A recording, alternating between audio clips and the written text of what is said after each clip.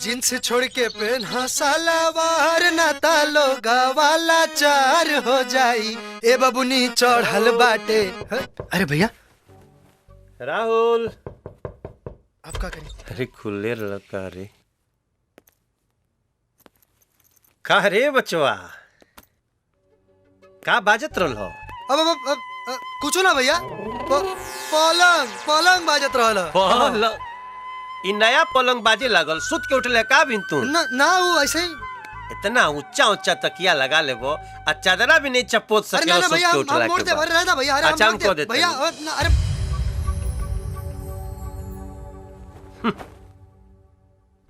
इका रे, पढ़ाई लिखाई छोड़ के फिर रियाज शुरू कर देले? भैया सपना पूरा करे खातिर मेहनत तो करे के पड़ेला ना। तो पढ़ाई में करो। ये हारमोनिया की आवाज सुन के हमार माथा न देख राहुल, ये गवला बजावला से तार कैरियर नहीं खे बने वाला।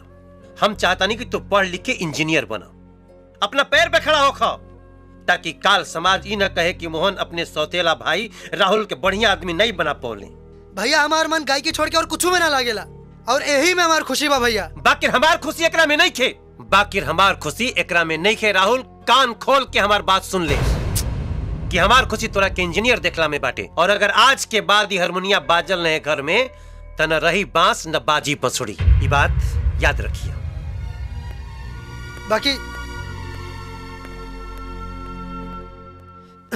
फीस में से पैसा बचा बचा के हारमोनिया खरीदनी है, अब रियाजो करे के नहीं मिला। राहुल, ए राहुल, अरे वाह, बहुत बढ़िया समय पाइल बानी हम।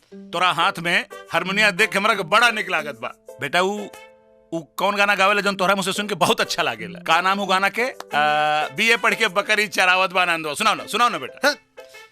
ए चाचा, अब जरल पर फोरन मत डाला। हाय हारमोनिया धरल बा, अपने गावा अपने बजावा, तब पता चली।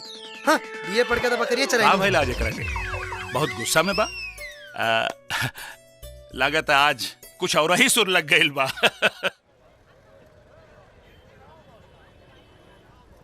देख आज पहला दिन बा और हम लेट हो गइल बानी।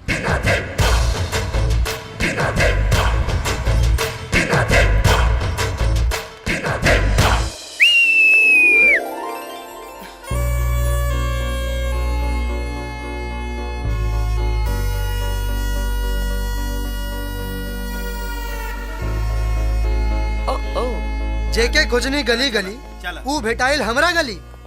तू एजा? हाँ, अरे हम यही कॉलेज में पढ़े नहीं। रवो यही कॉलेज में पढ़े नहीं का? ना, पढ़ावे नहीं। म्यूजिक के टीचर बानी, आज से ही ज्वाइन करल बानी। अरे वाह, तब तो हम अपना मकसद में जरूर कामयाब हो जाए। हाँ। मकसद? हाँ, अरे अपने के पटावे के। ए, तोहरा के वही दिन कहले रहनी कि आपन और हमार उम्र के फासला देख के बात करा। अरे हम अपना खातिर ना, अपना भैया खातिर तोरा के पटावता नहीं। भैया ला? हाँ। अरे वाह मधु, ये तो पहली बार आशिक देख रही हूँ। अपने लिए नहीं, अपने भैया के लिए पटा रहा है। लागता मेंटल बा। अरे लगता काम हो जाए। राहुल, घंटी त बाज गइल, बुझाता ममलो से ठोइये जाई। राहुल, अरे मालूम हो आज गांधी चौक पर भोजपुरी के बहुत बड़का प्रोग्राम होके वाला हो, और वो में पवन सिंह आ रहल बारन। अच्छा? हाँ। हमारा नाम बा का में? तहार नाम तो नहीं राहुल, बाकी हमरा के विश्वास बा एक ना एक दिन तहार नाम सबसे ऊपर होई। शांति शांति, रउआ लोग शांति बनाए रखी। बस इंतजार के घड़ी खत्म होके जा रहल बा। 10 मिनट में सुपरस्टार गायक पवन सिंह रउआ लोग के बीच पहुंच रहल बड़े। शांति बनाए रखी। 10 मिनट करके 3 घंटा से खड़ा के लिए बड़े। जल्दी बुला पवन जी के, ना तो देम चप्पल। महेश भाई, पब्लिक जूता चप्पल फेंकता, पता करी पवन भाई कहाँ पहुंचल बड़े। रुका, हम फोन लगा रहल बानी। हेलो,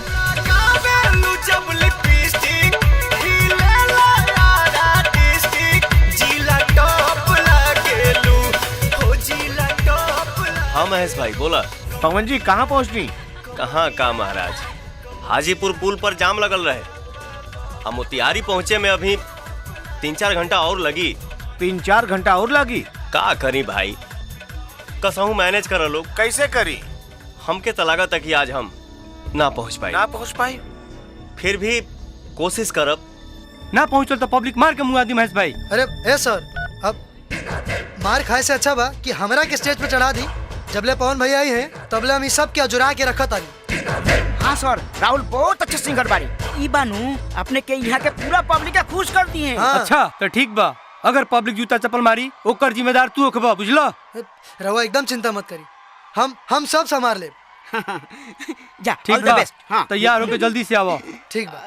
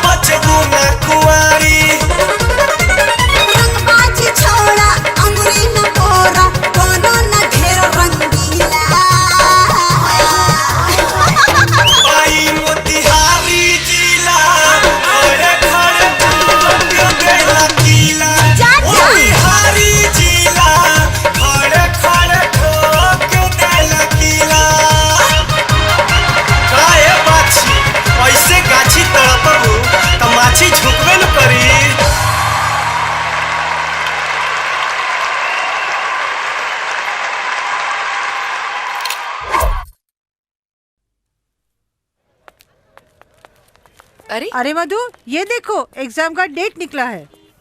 हाँ? अरे ये तो उहे लड़का है ना जी हमरे कॉलेज में पढ़ेला? हाँ, जो तुमको फौजी फौजी करके छेड़ता है। चुप रहा। वैसे इतना बढ़िया काम कइले बात, बधाई तो देवे के पड़ी। देवर जो ठहरा। चुप रहना तो सर फोड़ दे। वैसे कहाँ पाऊ लड़का, देखे के पड़ी। का हो तू हमरा के ना बोलला बड़ा होने? जा मर्दवा। का हो राजा, तू तो एकदम झंडा गाड़ देले बड़ा। आज कौनो 15 अगस्त थोड़े हो। हम 15 अगस्त के ना अखबार के बात करता नहीं। हाँ? हे भगवान, हाय साला अखबार में फोटो छाप देले सन भैया मार के मुआ दी है। हाँ?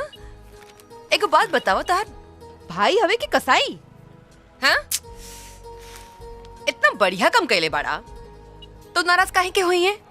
अरे तू हमारा भैया के नहीं खो जानत, वो हमारा संगीत से बड़ा चिढ़ेलन। अच्छा तो ऐसन भोंदू के तू हमरा माथे मरल चाहता रहा? अरे ना ना, वो आदमी बहुत बढ़िया हवन, देखते ही मन करी कि दिल में उतार ली। दिखाओ तानी। हाय ली देखिए हमारा भैया के फोटो।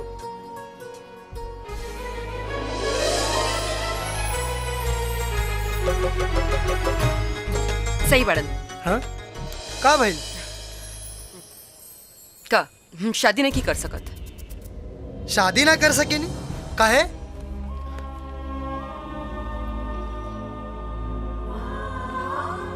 एक बेर हमार रिश्ता टूट चुकल बा और यही से शादी के नाम से हमके चिढ़ होला। चंद्रमा मनसा जातो ओम सूर्यो नमः जायतो, दूल्हा दुल्हन फेरा के लिए खड़ा हो जाएं। रुकी पंडित जी, जब तक मोटरसाइकिल ना मिली फेरा ना होई। भैया ई का समझे जी? ई का कहता नहीं रुआ? सिंदूर पड़े दी आ शादी के बाद एक एक पैसा जोड़ के रुआ के मोटरसाइकिल पहुंचा दे समझे जी। हमार प्रतिष्ठा अब रहुए हाथ में बस समझे जी। आज हमें प्रतिष्ठा रख ली, ऐसा ना करी समझे जी। मोटरसाइकिल जब तक ना मिली ई बिया ना होई। ना ना समझे जी, ऐसा मत चल करी बेटा। रुआ। मत जा बेटा। ना ना बेटा मत जा, रुक जा बेटा। रुकी बाबूजी।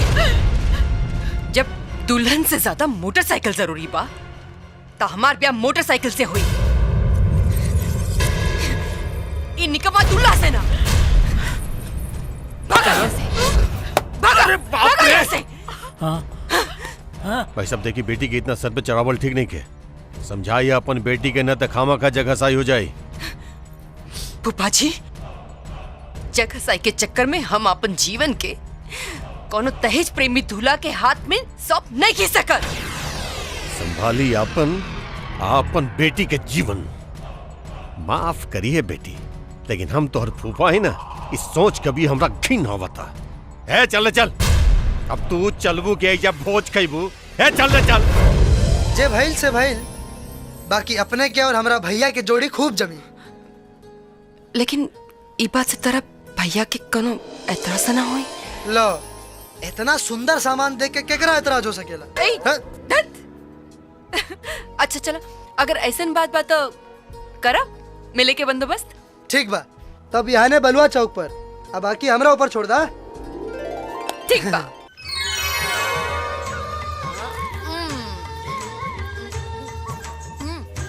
तनी और तीखा बनावा। बड़ा मरचा बा हो तोरा गोलगप्पा में। ए भैया तनी चिक के ते देखी, पता चल जाई कौना खेत के हा। अरे यार, जौन गुंडवा के पैसा देले रहनी वो लौकत नहीं के हो। और उतने हाथ लगावा जितना कहल गइल बा। सीमा लंघबे ना तो मारे लगो। अरे खाता अपना आदमी के भेज रहे। अरे काहे छोटका तारू? देखा नकली छड़ी के बा, असली ना। नकली में मजा ना आई जोन असली में आवेला। ये राहुल भैया से कहले बड़ा नु आवे के, न तो कहीं ऐसा ना होके कि बनल बनावल सब प्लान बिगड़ जाए। ना ना, कहले तो रहनी हो कि मार्केटवा में आ जाइए, उनका एंट्री तो होके के चाहिए अभी। अभी बीच बाजार दिखावा तनी तोरा के।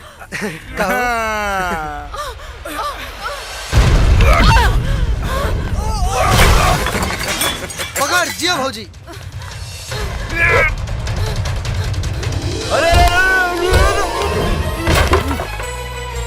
अरे जियो।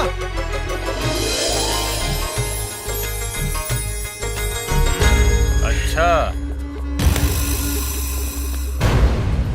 अरे साला हलकट बाणे, नकली के जगह असली गुंडा आ गेलो।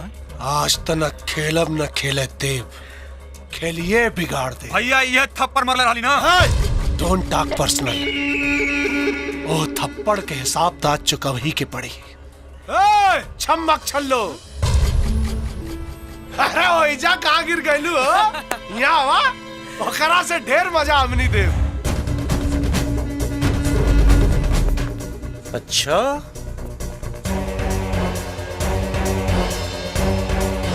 तनी खड़ा हो जाए लोग के मजा दे दी।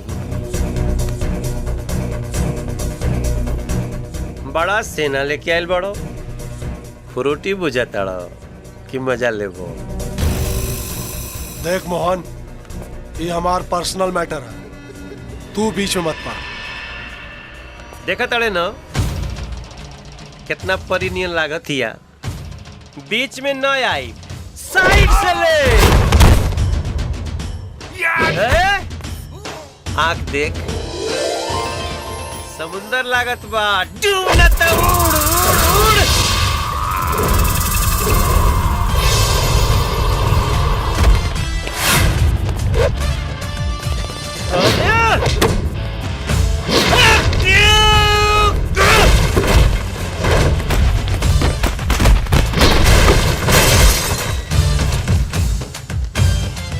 सारे तोनी के आंख में माड़ा छोले बा, इतना अच्छा रहर पातर सुगर शरीर संगमरमर फेल बा। यहाँ गले लगावे के मन करत रे। अरे कहाँ ठेलत रे? और इतना यार तू एक संगे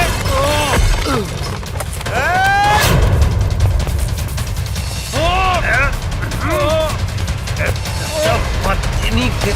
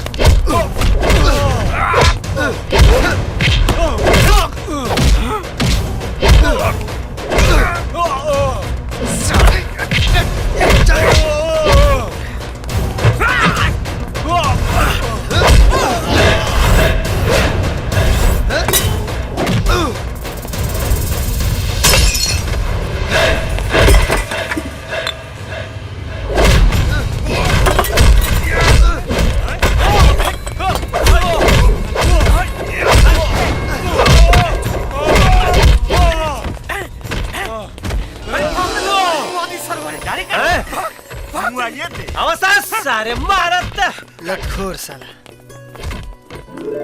वाह भैया, कमाल का देला। अरे लड़की संकट में भी आ, अब नहीं कमाल हुई तो कब कमाल हुई? अच्छा चचा खोया तो ना भाई। हाँ अब भुला गई नहीं हो। जल्दी जल्दी दौड़ के चलो चल चल चल। तोहार का नाम बा? मधु। कितना मीठा नाम बाटे। बोली मैडम, देसी स्टाइल में छड़े के कि विदेशी? तोनी के कैसे रे? छेड़े के हमनी पैसा ले ले बानी, अपने की एंट्री अभी बाद में बा। भाग जाओ, भाग जाओ, काम हो गई, भाग जाओ, काम हो गई। कौन काम हो गई? अपना बियाह के। बियाह किए? केकर प्लान रहला? अपने के भाई के। भाई के? भाई के? ओ, लाइफ में पहला बार अच्छा काम कैले बा। पहला बेरी अपना बाबूजी से बता दी ब्याह की तैयारी करें। हम बारात लेके आओ तनी। ठीक बा नो?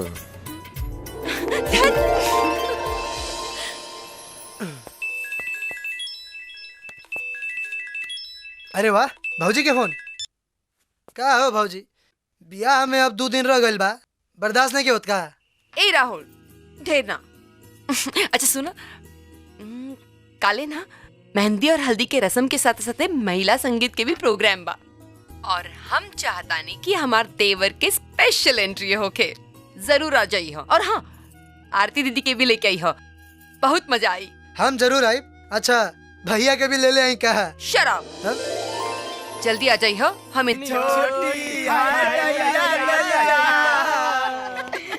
मजा आ गल मर्दे, बाकी लाजो लागत रहे। अरे ये तो रहल संगीत के बाद, बाकी ब्याहे में डबल धमाल करे के। अब भैया के साली के पटावे के फुल डीजे के साथ। ऑल द बेस्ट, फुल सक्सेसफुल होई हो।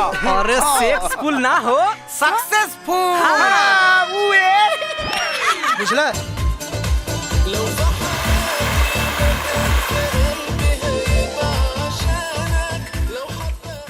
हेलो। का जी, रउआ कब आई?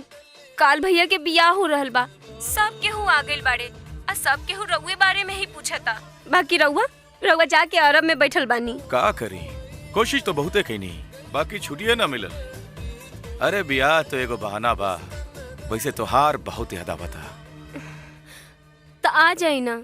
सुना, जब अब की गर्मी में आईब ना तो पूरा 2 महीना खातिर आईब, ताकि जी भर के साथे रह जाई। अच्छा सुना, आपन और बबुआ के ध्यान रखिए। हम ऑफिस जाता नहीं, हमार ड्यूटी के टाइम हो गइल बा। ठीक बा? अच्छा ठीक बा, रउआ अपन ख्याल रखब। हाँ, प्रणाम। अरे वाह, आज इतना बढ़िया कमरा सजल बा, मन तो करता कि एहिजे तोरा गोदी में सर रख के सूत जाई। फिर बिहाने से भाऊजी ना कुछ और कह के बुलावे के पड़ी। एक सेकंड। अरे भैया, कहाँ चल देला? बिस्तर पर तो पहले से कब्जा जमा के बैठल बड़ो, हमरा रात भर लागत तब बहरे सुते के परी। अरे बाहरी का है? अरे एक तरफ तू सुता, एक तरफ हम, और बीच में भौजी। तो एक काम करो, एगो रामायण भी ले ले आओ, बैठ के रात भर पाठ कर जी ना। हाँ जा। का तू एजा का कर रहल बाड़े? चला, तोरा के चाचा बुलावता रे। हाँ तो ठीक बा, चाचा से मिलके आवता नहीं, बाकी दरवाजा बंद मत करियो। आवता नहीं। इतना बड़ हो गई, लेकिन आज तक एकरा के दिमाग ना आइल। भौजी, भैया, रउआ लोग आराम करी, अब ना आई।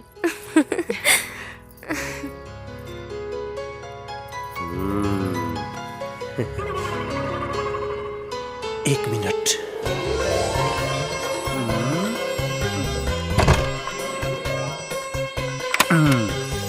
अब ठीक बा। बड़ हो गइल बाटे, लेकिन ओकर बचपना नहीं गइल। बचपना चल जाए तब भरल घर भी सुना लगे लगी।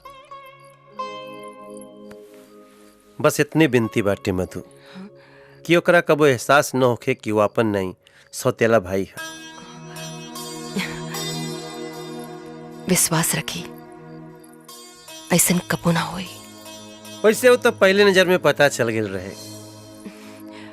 अच्छा, और का पता चलल रहे? और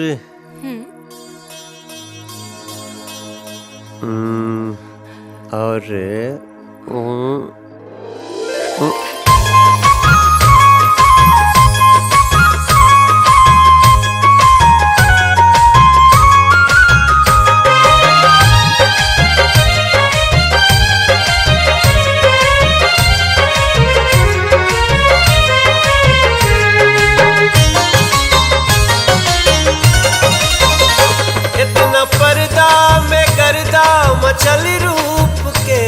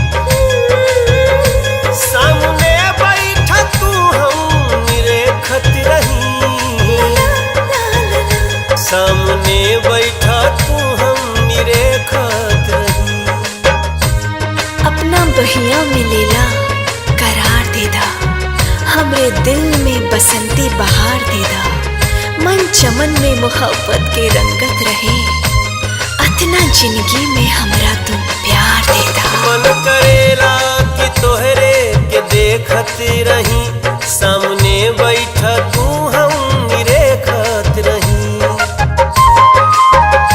बाटे बिंदिया हो निंदिया चोरौले हमार, बाटे बिंदिया ई निंदिया चोरौले हमार। जहिया चूड़ी खन कईबू तक्का होई, जहिया चूड़ी खन कईबू तक्का होई।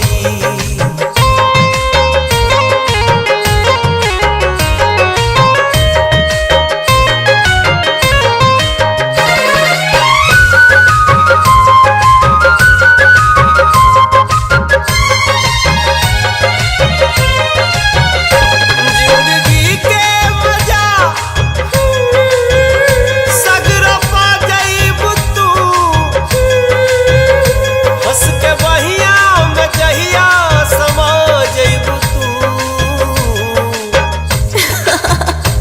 आवा अखियन के पास अखियां निरखत रहे, प्यार के बरखा दहिया पे बरसत रहे, साथ छूटे ना सातों जन्म ले कबो, तोहरे नावे करेजवाई धड़कत रहे। जिंदगी के मजा सगरो पा जाइबू तू, हंस के बहिया में जहिया समा जाइबू तू।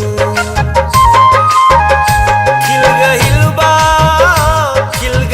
बा जवानी के कोमल कली, खिल गइल बा जवानी के कोमल कली। मन के भंवरा ना लो भाई तका होई, मन के भंवरा ना लो भाई तका होई। ए भगिना, ये तू कहाँ पढ़ता रहो? A for Apple.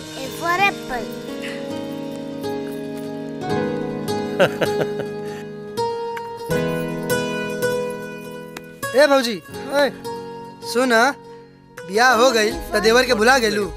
ठीक है कहल जाला, अपना काम बनता तो भाड़ में जाए जनता। चल मिट्टी दे। तोहार सेटिंग हम करोनी हनु, तो अब हमार सेटिंग तोहरे करावे के बा।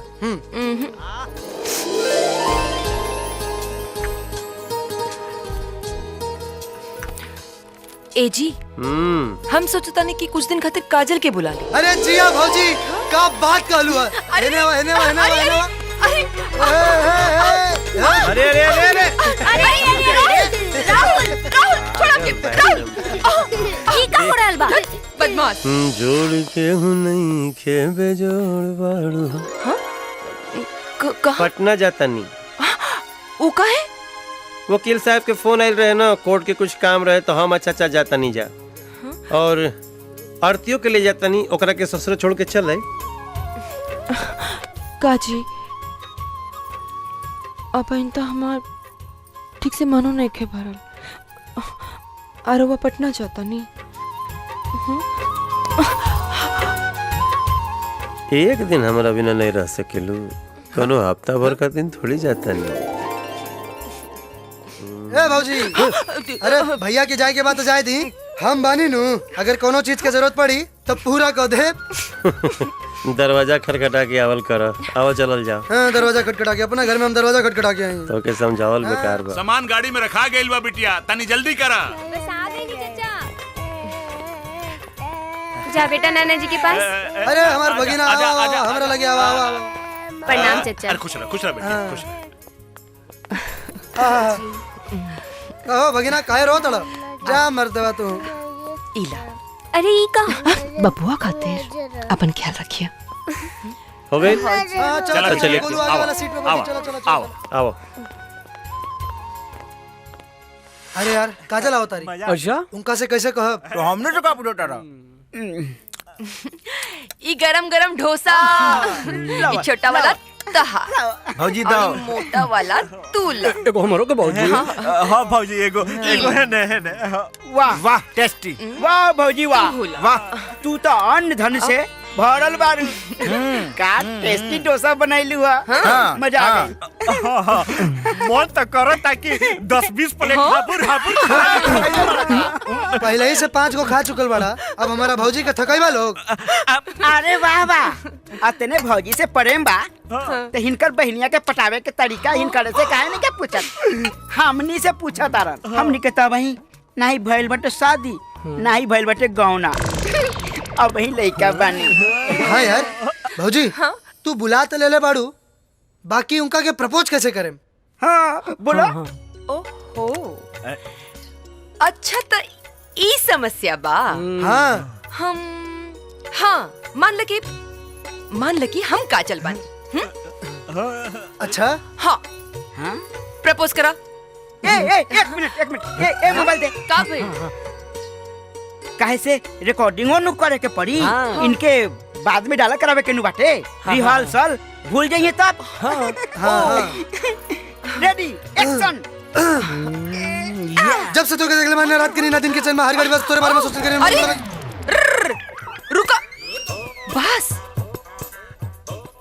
कैसन दीवाना देवर मिलल, एकदम राजधानी हकता।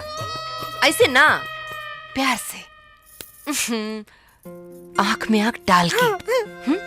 अब बोला। जब से तो के देख ले बानी, न रात के नींद न दिन के चैन बा, हर घड़ी बस तोहरे बारे में सोचल करे, मन बड़ा बेचैन बा। घर में तो आ गए बाड़ू, अब बस जिंदगी में आवे की देरी बा।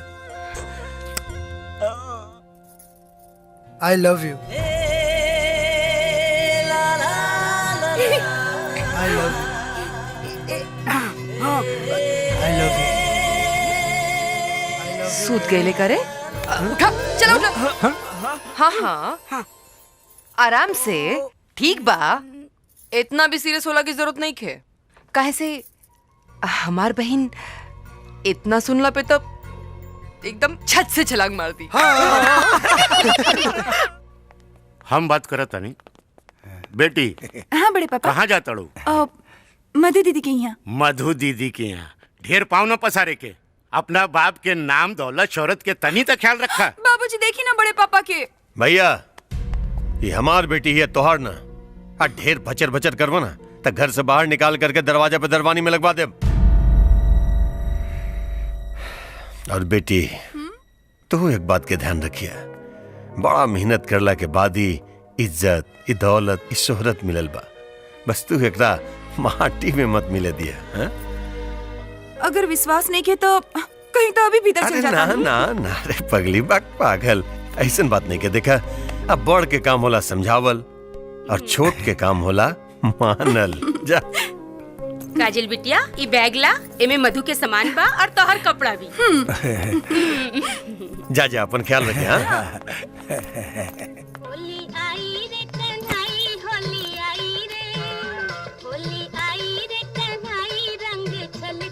दीदी। अरे काजल, एक बात बा दीदी, हमरा के यहाँ बुला के खुद उदास बैठल बाड़ू। वहाँ के पटना गइल बानी।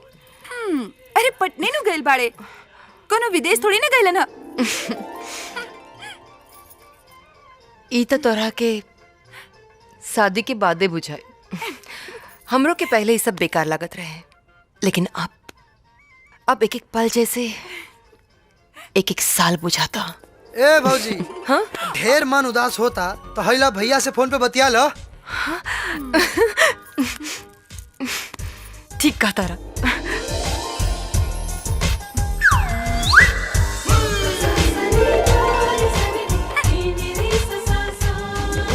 आप जिस नंबर से संपर्क करना चाहते हैं वो भी पहुंच से बाहर है, कृपया कुछ देर बाद दोबारा कोशिश करें।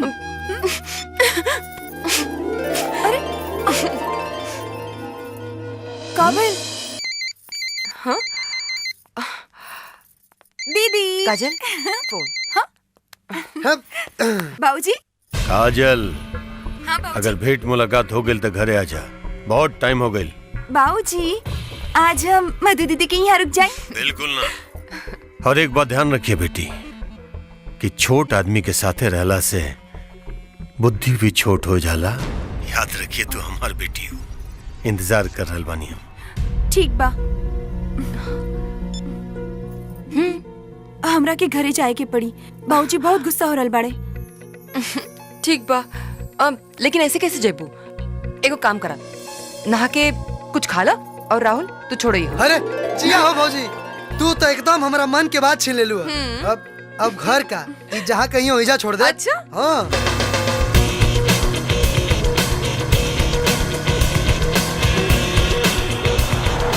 एक काजल, काहे के बेचैन बाड़ू घरे जाए खातिर? चला होने बसवाड़ी घुमाओ तानी। चुपचाप घरे छोड़ा। अरे यही जगह है, रोक दे लो। पनिया बैल और पनिया मरद के भरोसा ना होला। ए, जोर से ना लागल रहित ना तो बता देती। जा चिरकुट।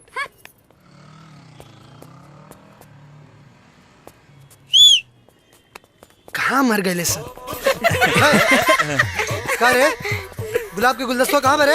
अरे पूरा बाजार खो जाइनी, बाकी कहीं गुलाब के फूल ना मिलल हो।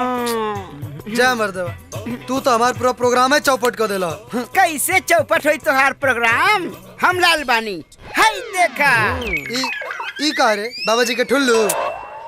अरे ठुल्लू का है? हम तोहरा खातिर इहो फूल लाल बानी। है गोभी के फूल। हाँ, अरे फूल तो फूल होला, गुलाब के फूल ना मिलल तो गोभी के फूल। यही से अपन मोहब्बत के इजहार कई दा। जा। ठीक बा। आओ तानी। ऑल द बेस्ट का लोग। ऑल द बेस्ट। जा।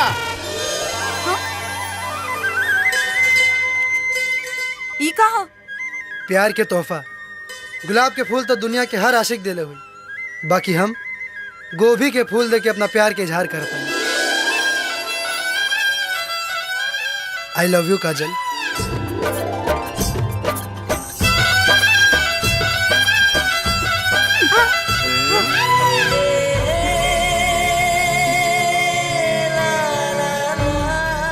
गोभी के फूल? अरे घर छोड़ा। चला।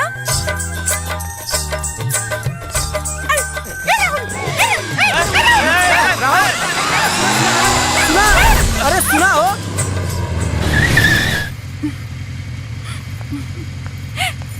आई अंदर चली। ब्याहे से पहले घर के अंदर चले तो दहेज के पैसा कम हो जाए। अच्छा, गोभी के फूल पे ना प्यार होला ना शादी। प्यार से देनी है। अब वो लेवे वाला समझे कि मैं प्यार दिखल है कि व्यापार।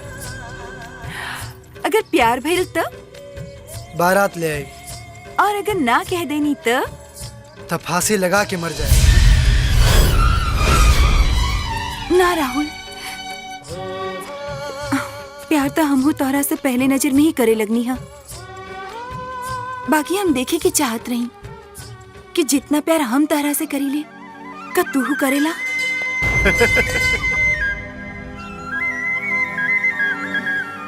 आई love you Kajal. I love you two.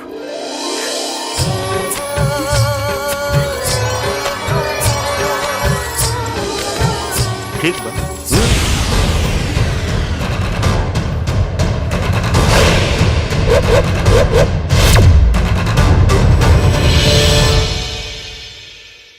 छोटन, छोटन, बेटी जब जवान हो जाए तो ओकर लगाम तनी कस के रखे के चाहिए। भैया काजल हमार बेटी हिया। हाँ? कोनो घोड़ी ना है जे एकर लगाम कस के रखी। एक काम कर तू, तारा अगर ही घर में बिना दिमाग लगोले नहीं खेल रह जात ना तो कोनो मठ मंदिर में चल जा, हो जे तारा खातिर अच्छा रहे। अगर ओही जा रहे के खर्चा घटी तो बाबूजी से कह के हम भेजवा दे। भैया काजल हमार बेटी है। हाँ? और हमार शान के फिकर एकरा अपन जान से ज्यादा बा, है ना? अगर कहीं तो अपन जान दे के देखा। अरे ना ना ना ना ना रे बेटा, तू अब चुपचाप एजा से चल जा, न तो भैया मठ मंदिर की जगह कहीं शमशान न पहुंच जाए। हाँ? तू जा जा। भैया हम तो सुनले रहने के लोग के बवासीर कहीं और होला, लेकिन तहार बवासीर तहार मुंह में बा। कैसे अपन मुंह के बंद रखा। हाँ? और सब ठीक बने बेटी? अरे बाबा, कृपा लगी। खुश रह बेटा। प्रणाम समझी जी। प्रणाम प्रणाम। बैठी बैठी। कब अली हैं? अभी अली हैं। हाँ दी। और का हाल चल बा? सब ठीक ठाक बा। बबुआ जी हम चाहत रहनी है कि मधु के हमारे साथ विदा कर देती तो ठीक रही। हाँ हाँ हमरा तो कोनो प्रॉब्लम नहीं है, बस खाली चूंकि सब चाहत रहे कि दुर्गा पूजा घर ही में सबका संगे मनावे। ए मोहन, दुर्गा पूजा में वही 5 दिन बाकी बा। प्रणाम बाबूजी। खुश रह बाबू। 2 दिन बाद राहुल जाके लिए यही दुल्हन के। ए चाचा ओकर कोनो जरूरत नहीं है। अरे अब 2 दिन बाद जैसे अच्छा बाकी साथे चल जाई। अब भौजी के साथे ले ले आई। नहीं रवा बैठ जाई। अब ए जी राहुल के जाए थी ना साथे, ये बहाने बढ़िया से गांव भी देख लिए। हाँ हाँ हाँ भैया जायदा ना प्लीज। बबुआ जी जाए के मन बा तो जाए दी ना राहुल। रौरा नहीं की जानो तो कोना चक्कर में जाए के कहता। अब सपोर्ट करत नहीं तो ले जाई, बाकी रौरे भोग। ए अब खड़ा खड़ा मुंह का ताकत आ रहा। जा जा जाके तैयारी करा। जा तैयारी करा। हाँ ले जा। चाची प्रणाम। प्रणाम चाचा जी। खुश रह बिटिया। मधु कहाँ बाड़ी चाची? मधु भीतर बाड़ी। चल जा, हमने मंदिर जाके आवतानी। हाँ ठीक बा। चली जी। ए भौजी ई तू कहाँ बनाओ तारू? अरे चले के नहीं के घूमे? हाँ हाँ चल तनी रुक, तनी धीरज धरा। का मधु? अरे आरुषि कैसन बाड़ू तू? हम ठीक बानी, तू सुनावा कब आइलू? एकदम बढ़िया, आज आई नहीं हाँ। अच्छा ई का साथे गो स्टेपनी लाइल बाड़ू का? हाँ और का, अब बिना स्टेपनी के भौजी के सहेली लोग के गाड़ी कैसे चली? अच्छा वही से चुल्हानिया गुड़ के बैठल बाड़ा।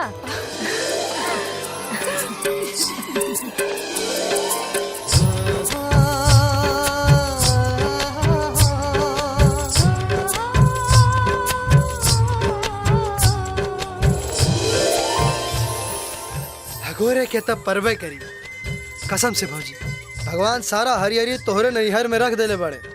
एक के झटका में चर जाए के मन करता। अच्छा सच्चा रहा दीदी। या खुदा परवरदिगार, हम तेरे दरबार में फरियाद करते हैं, मत कर इन हसीनों को पैदा, ये हमें बर्बाद करते हैं। अच्छा बेटा बर्बाद अरे करते हैं। भौजी, रुको, अभी बताओ तुम।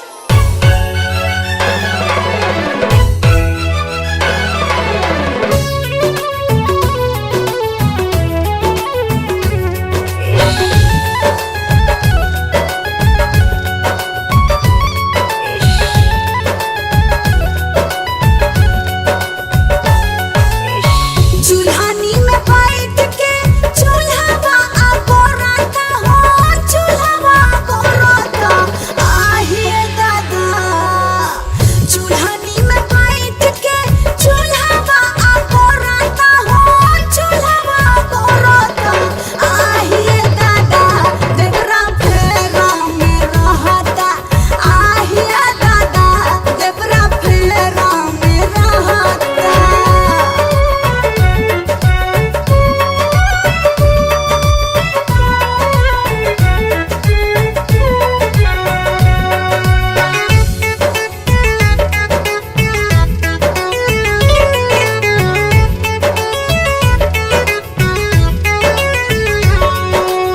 निहुरी निहुरी जब बहारी आंगनवा, उफ, पीछवा से नी रखे देवार बेईमानवा। हाँ, निहुरी निहुरी जब बहारी आंगनवा, पीछवा से नी रखे देवारा बेईमानवा।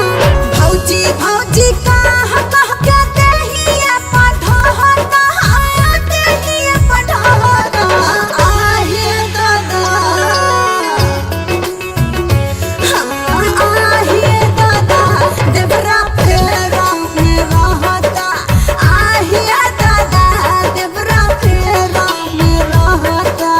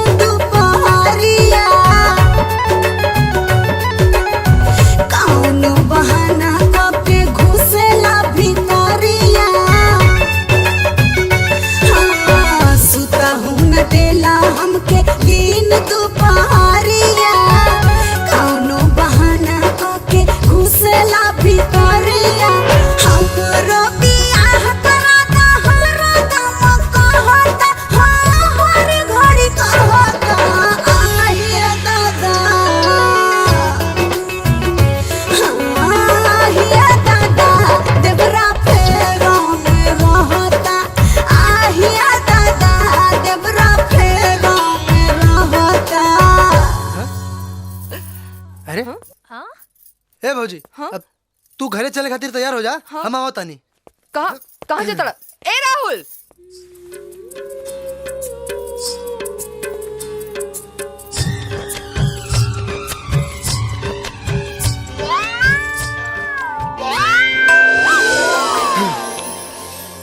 अरे तू यही जा, कोई आ गेल तो? अरे प्यार और शर्म साथे साथे, ऐसे कैसे चली? अभी सिर्फ प्यार भइल बा, शादी ना। और कुछ चीज शादी से पहले ना होला। अरे जब प्यार हो गइल बा तो शादी भी एक दिन जरूर हो जाई। अगर बाबूजी ना मनिए और हमार शादी केहू और जगह कर दिए तब? दिया लेके खोजिए तब वो हमरा सुंदर दामादों का के ना मिली। और हमने के बीच में खाली भगवान आ सकता रे, आदमी ना। विश्वास कैसे करें? मुआ। चांदनी चांद से होती है, सितारों से नहीं। मोहब्बत एक से होती है, हजारों से नहीं। अच्छा, चांदनी चांद की होगी तो सितारों का क्या होगा? मोहब्बत एक से होगी तो हजारों का क्या होगा? अच्छा, तो मोहब्बत में तो बहुत कुछ होगा।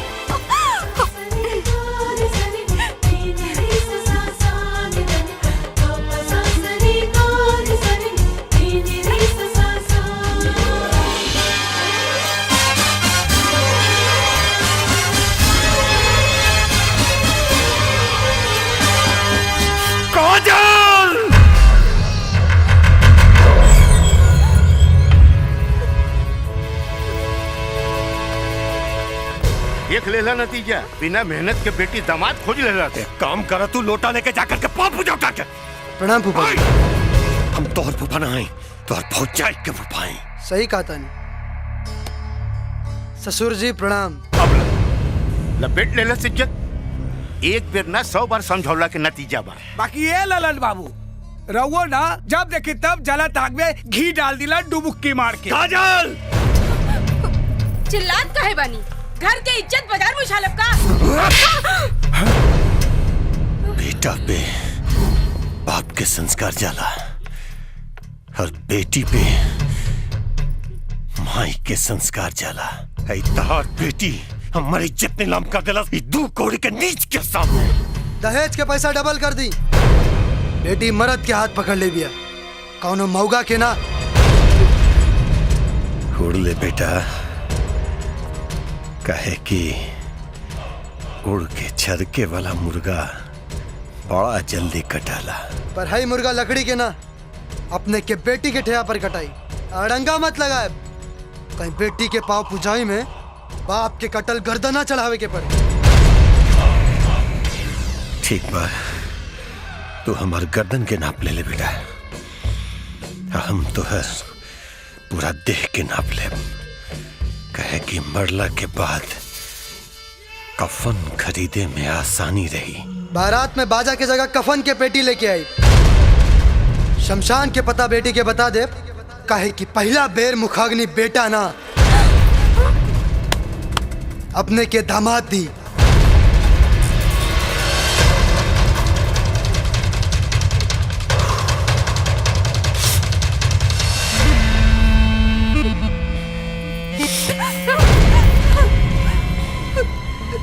हम बोल देती तो ओकरा में हमरा में कोनो अंतर न रह जाइत बेटी। लेकिन सपना देखल बंद कर दे। कहे कि जब सपना टूटी ना बड़ा तकलीफ दी तोरा। हाँ?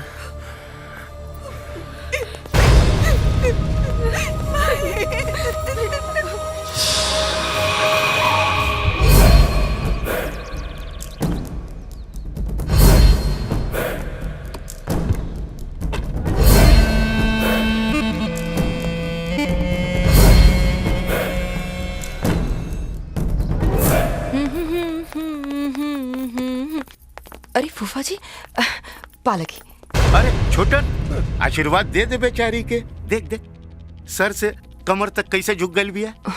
ढोंगी के ढकोसला पे आशीर्वाद ना काली दिहल जाला। गलती से भी गरिया मत दे, वरना ऐसा पाव पुजाई हुई कि भूत पिशाच से ना भतीजी का चेहरा देख के डर लगी। ना बाबू,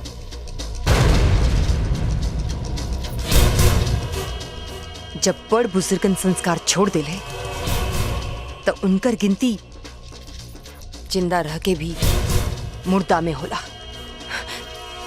फूफा जी खातिर बैठेला कुर्सी ले आवा। हम यहाँ बैठ के तोहार घर के इज्जत बढ़ावे नहीं की आई। वैसे खड़ा रहला से भी ई घर के शान में कोनो फर्क ना पड़ी। आवे के कारण बताई। काहे से कि चेहरा पे तो 12 बजल बा। तहरा वजह से हमर चेहरा के हाल भइल बा। लेकिन एक बात याद रख, जौना आग तेरा घर से निकल के हमार चौखट जलावे की कोशिश करता, कहीं उहे आग से तहार घर जर के चिता न बन जाए। ना बाबू, जब भी फैसला क के आयल बानी तो इनकर स्वागत बा। हमरा घर से निकलल आग अपने के चौखट के ना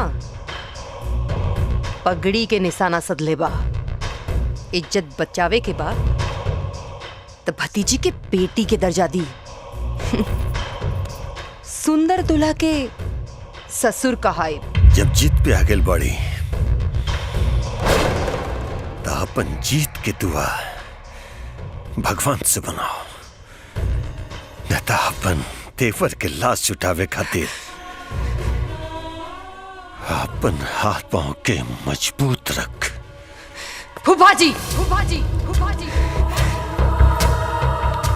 हमरा मजबूती के बजाय अपना के देखिए। काहे से कि हमार तेवर के हौसला बुलंद बा। बेटी के डोली सजा के रखें। काहे कि बिना दहेज के दूल्हा वो आज की तारीख में तनिका मुश्किल बा, है ना पापा जी?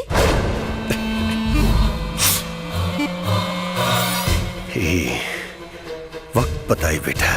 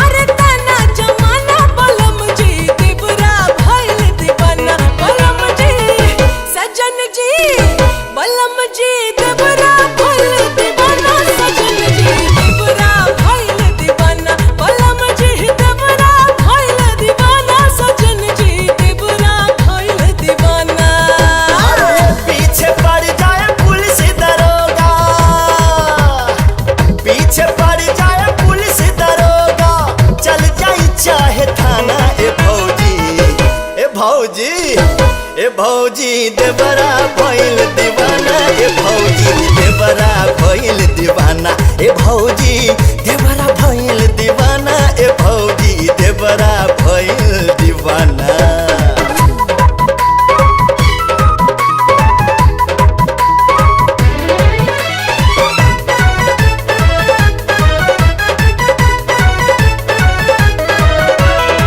अपने जैसन सुनर दुल्हन से रिश्ता जोड़वा दाना, हमरो ब्याह करा दाना, बैंड बजा बजवा दाना। का दहेज में चाहिए बबुआ हमरा के बतला दाना, लिस्ट तनी लिखवा दाना, पहिले से समझा दाना। दू कपड़ा में लईकी चाही, दू कपड़ा में लईकी चाही, ना चाही कोनो खजाना, ई तोहर देवरा भइल दीवाना। ए जी समझलू, ई तोहर देवरा भइल दीवाना, ए मैडम देवरा भइल दीवाना,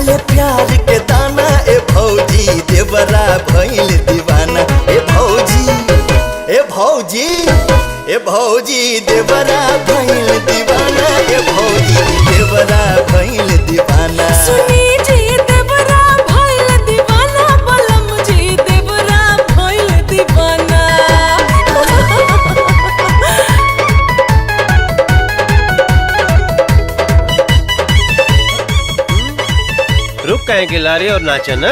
हाँ भैया। बोलो अम्बे माता की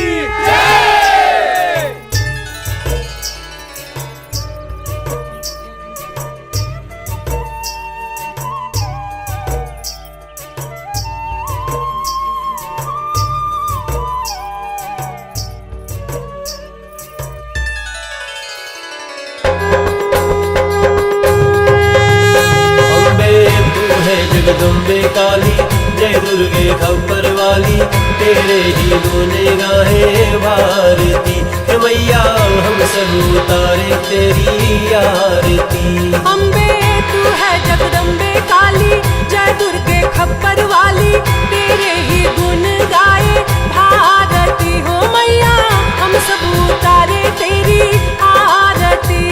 हर कर मर कर संहार विकट कुछ और निकट शत्रु पर कर तू वार विकट है वार विकट है युद्ध निकट है युद्ध निकट है।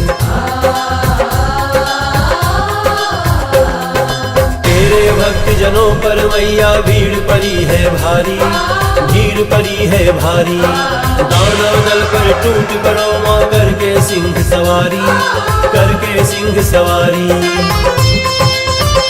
सौ सौ सिंहों से तू बलशाली अष्ट भुजाओं वाली दुष्टों को पल में संघारती हे मैया हम सब उतारे तेरी आरती।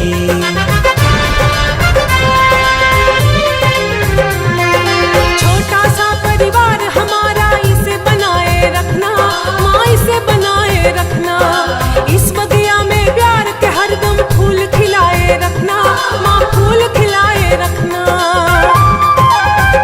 सबकी बिगड़ी बनाने वाली लाज बचाने वाली सतियों के सत को संवारती मैया हम सब उतारे तेरी आरती। चमक चमक देना चमक नमक नभ में नैना विराल विकराल भाग मैया संभाल है महाकाल है महाकाल है। माँ बेटे का है इस जग में बड़ा ही निर्मल नाता बड़ा ही निर्मल नाता। पूत कपूत सुने हैं पर ना माता सुनी कुमाता ना माता सुनी कुमाता।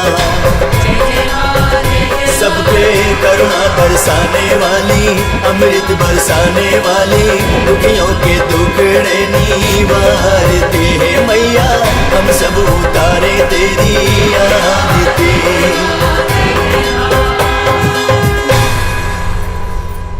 माता रानी की माई ए माई ये देखना मामा की वीडियो। वीडियो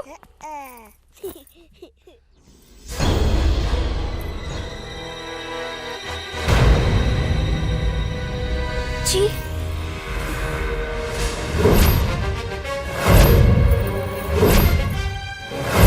सब तो हमरा पहले से रहे लेकिन अब हमरा यकीन हो गई इतना घिनौना हरकत पानी सर से ऊपर हो रहल बा।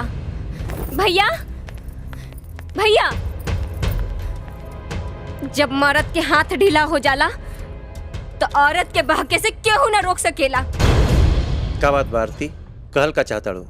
अभी ले तो सिर्फ हम कहतानी लेकिन जब टोला मोहल्ला के लोग कहे के शुरू करी ना तो तू कहीं मुंह छुपावे के लायक न रबा। तोरा मालूम बा तू का कहता री ना? साफ साफ बताओ का कहे के बा। उहे जे घर में हो रहल बा। एगो कहावत तो सुनले होकबा कि सांप के कितनो दूध पियावा वो एक न एक दिन डस में करेला और आज वो कहावत सच हो गई। सौतेला भाई अपन सौतेला होके के रंग दिखाइए देला। बकवास बंद। याद रख कि चोट के पांव बहुत मजबूत नहीं होला। आज तू हमरा मार भी ला हमरा पे थप्पड़ उठावा लेकिन सास तो तोरा के सुनही के पड़ी। याद कर भैया तारा खातिर लड़की के देखलस राहुल। सुहाग रात के सेज पर पहले के बैठलस राहुल और भौजी के गोदी में उठा उठा के घुमावलस राहुल। हर सुहागन औरत पूजा पाठ में सबसे पहले केकरा के टीका लगावेली अपना मर्द के लेकिन भौजी केकरा के लगौली त राहुल के। हमरा तो वही दिन शक हो गई रहे जे दिन ओकर नाम लेते ही तार पूजा के थाली से दिया बुझ गई। एक बात याद रखिए भैया, जिंदा मक्खी कबो न निकल जाला। और तारा सबूत चाहिए ना, हम दिखावतानी तारा के सबूत। अभी दिखावतानी तारा के सबूत। देखा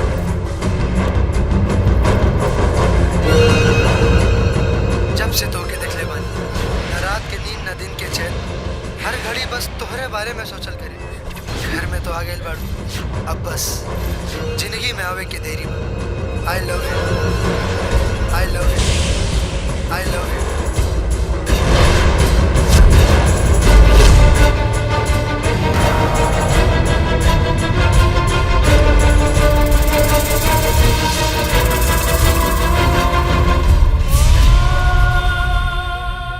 इन्हें हो सकत हो सकेला भैया, जरूर हो सकेला। बस मर्यादा के दीवार लांघे के होला। और जे औरत दीवार लांघ जाली ओकरा के ही समाज औरत ना कुल्टा कहला, कुल्टा।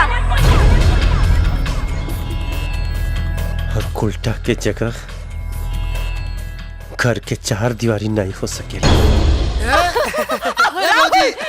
अरे पकड़ा।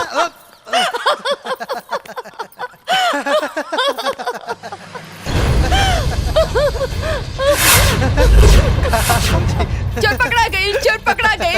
आंख पर पट्टी बांध देला से सच्चाई नहीं छुप जाला। कब्बो न कब्बो सामने आइए जाला। अपने के कहे गलत टाइम पे आ गई है, नहीं आवे के चाहत रहल। नाना ऐसन काहे कहता नहीं जी? कहत नहीं कि देखावल चाहता नहीं। देखावल चाहता नहीं तो लोगन के रिश्ता के सच।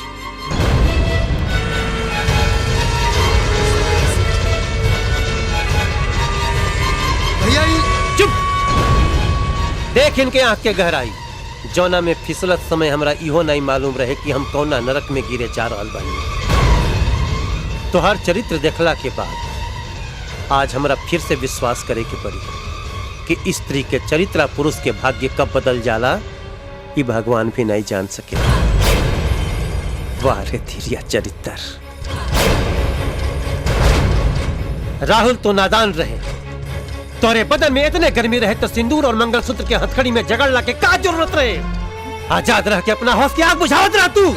बस पति बने तो पति बन के रही, परमेश्वर बनने की कोशिश मत करी।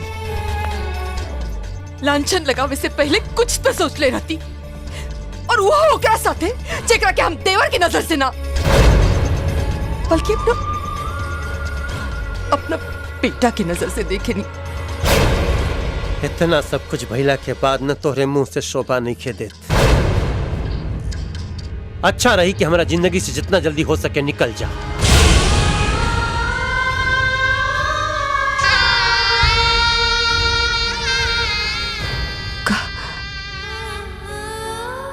इस सोच अपने के संस्कार के नतीजा बा। एको माई जब अपना बेटा के गले लगा लेवे, एको बहन जब अपना भाई के गले लगा लेवे तो पाक होला।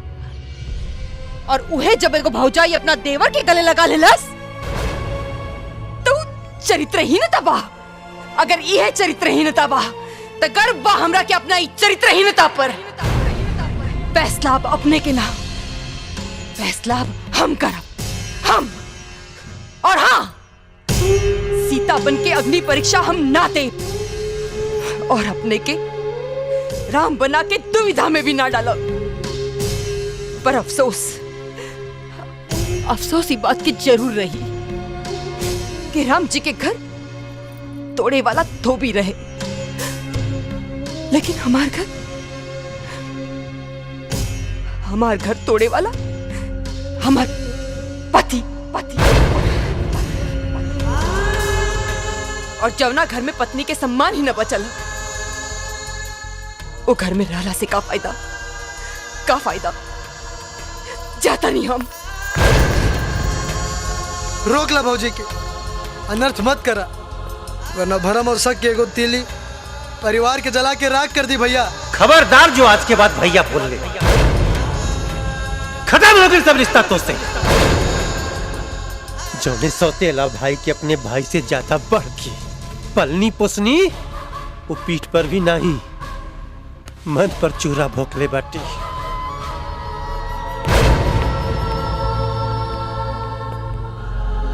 सही कहल गइल बा, दीवार में दरार पड़ जाए तो मरम्मत से ठीक हो जाला, बाकी अगर दिल में दरार पड़ जाए ना तो घर में दीवार खड़ा हो जाला। बाबूजी, का बात बा बाबूजी? रवा उदास काहे बानी? उदास तो नहीं की बेटा, लेकिन कुछ बात ऐसन बाकी है। अगर हम तारा बता दी तो तारा पाँव के नीचे की जमीन खिसक जाए। हमार पाँव इतना कमजोर नहीं खे, बात कहीं।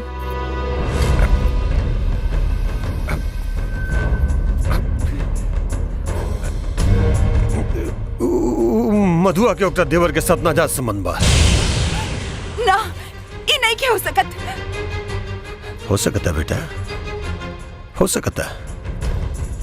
अगर ऐसे ना रही तो ओकरा पति ओकरा घर से लात मार के बाहर ना निकाले रहे। बेटा, भगवान के घर में देर बा, अंधेर नहीं के। अब देखा ना, मधु अपना दरवाजा से बारात के लौटोले रही ना, आज देखा ओकर पति ओकरा घर से लात मार के बाहर निकाल देलस। अगर विश्वास नहीं किया तो पूछ ला अपन बड़का बाबूजी से। ये एकदम सही बात बा बेटी, सारा गांव जवार ओकनी पे थूकता। देवर भौजाई के पवित्र रिश्ता पर कालिक पुल दहला सरवा डुबुक्की मार के।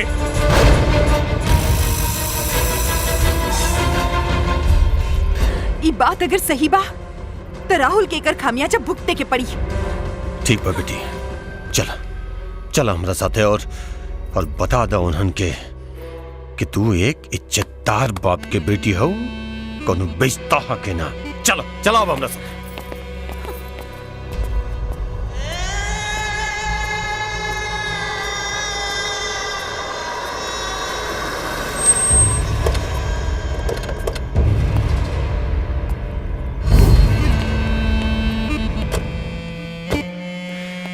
भैया, साली डाइन भी 7 घर छोड़ली हो, लेकिन ये तो अपना घर में जाके सेन मार देलस। छी छी छी छी, अपना भौजाई संगे कुकर्म करे में एकरा तनिको शर्म नहीं खेआई। अरे ई सरवा कौन कौन अंग कहवा से छूले होके डुबुक्की मार के। रुक जा राहुल,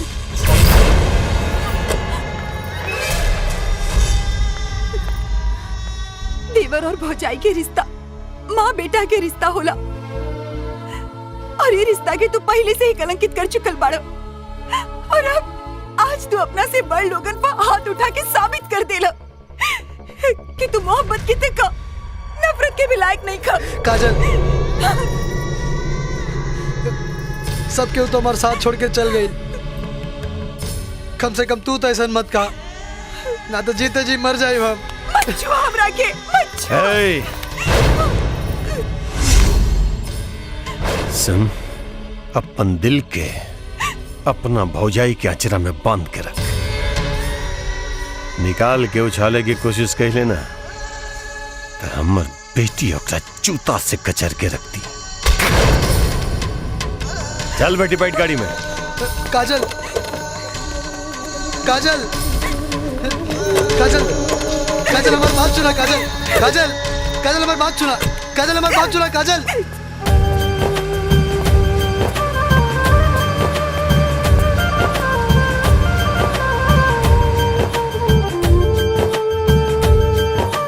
हंस के हंसा के रोवावल गइल बा, करेजा पे खंजर चलावल गइल बा, क्रिया करार वादा कुल्हियों धरा के मोहब्बत में माहौर पियावल गइल बा।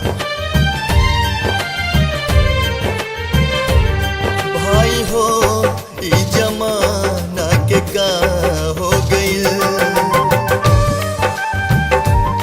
भाई हो ई जमाना के का हो गइल,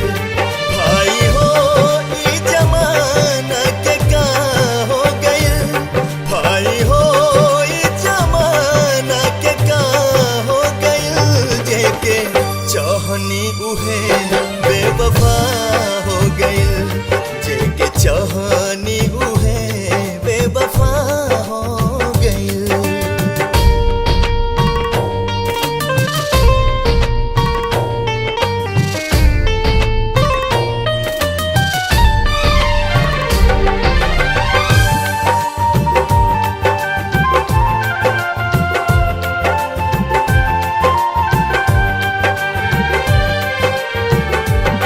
उनके आपन खुदा हम तमन ले रही, उनके आपन खुदा हम तमन ले रही, जान से बढ़ के उनका के जन ले रही, जान से बढ़ के उनका के जन ले रही।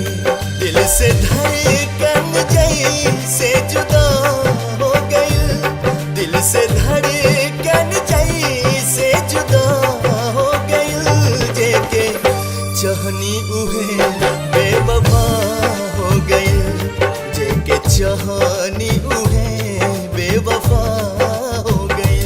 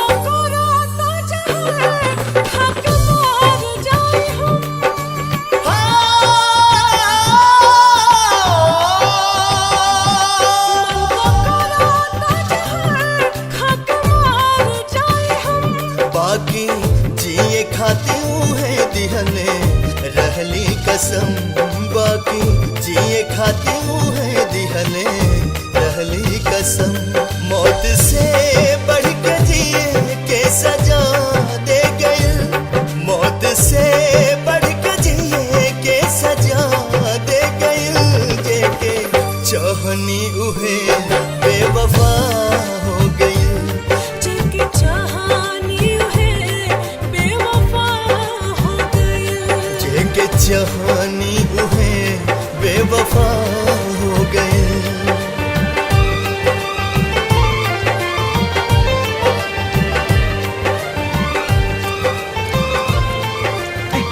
राहुल राहुल ए राहुल राहुल उठ उठ भाई, ले चलो ले चलो।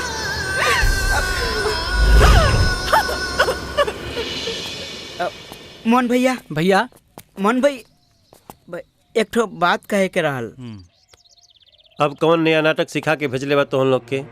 भैया तोहनी के कारण हमार भाई हमरे हाथ से बेहाथ हो गइल बाटे।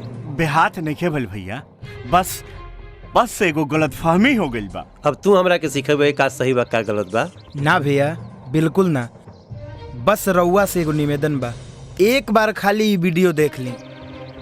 का बाटे मारे?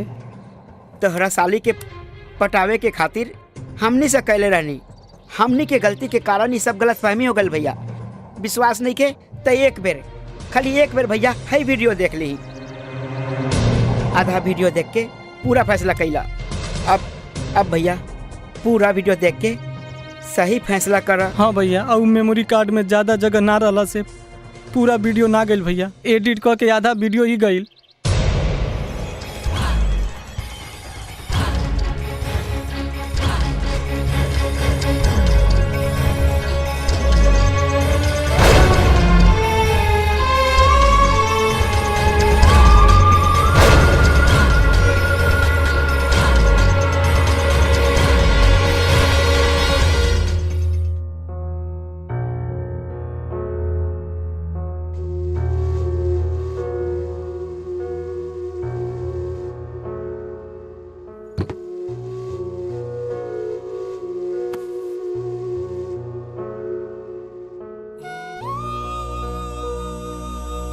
राहुल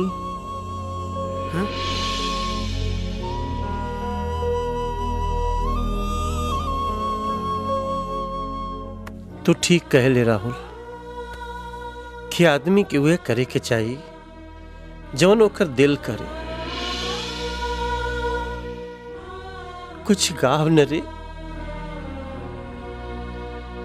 बहुत रोवे के मन करता।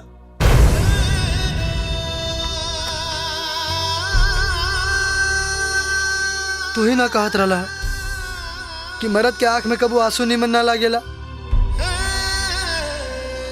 एक वो गलती इंसान के कितना नीचे गिरा देला।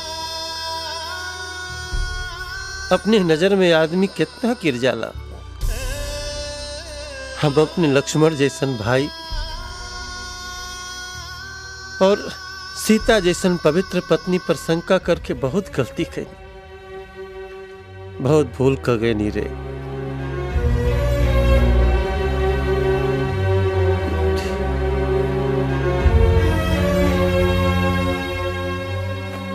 बहुत भूल हो गई रे भाई।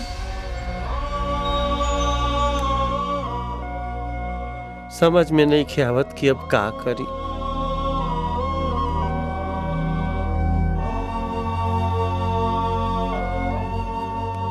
बस आज्ञा करी भैया, अगर आदमी से गलती ना हुई तो आदमी आदमी ना रही, भगवान बन जाए।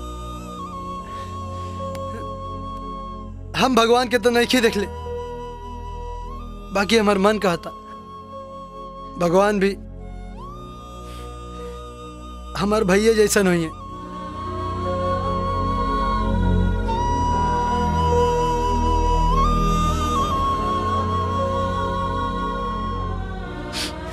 चला चला भैया, चल के भौजी के ले आवल जाओ। बाकी उनका से कहब का? कुछ बात ऐसा होला कि बिना बोलले ही समझ में आ जाला। भैया हम तोरा के बहुत छोट समझत रहनी रे,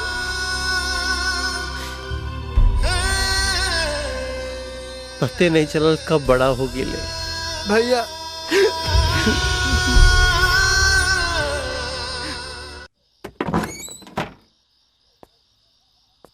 भौजी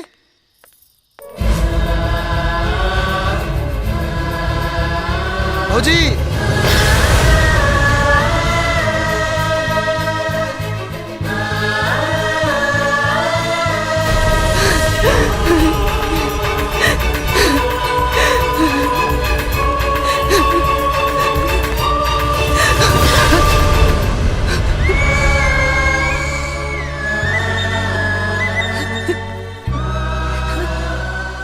का भेल भौजी? अपना देवर के गले न लगेबू? ना राहुल, हमने के बीच के दायरा दीवार बन गई बा, जेकरा के रंगल हमरा बस की बात नहीं खे। ये तू ना तोरा मन के भीतर के डर बोला था, और अपने के साहस देख के ही अपने के देवर बने के दिल के ले रहे। चली चली अब घर चली, तूफान हवा के झोंका बन के निकल गई बा। घर? कवन घर?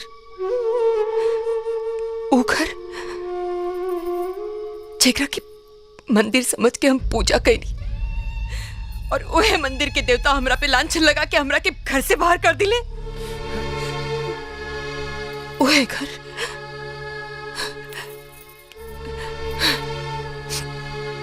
एक औरत नैहर में बैठ के ससुराल के सपना देखत दिया। हम वही सपना के साकार करे खातिर आयल बनी।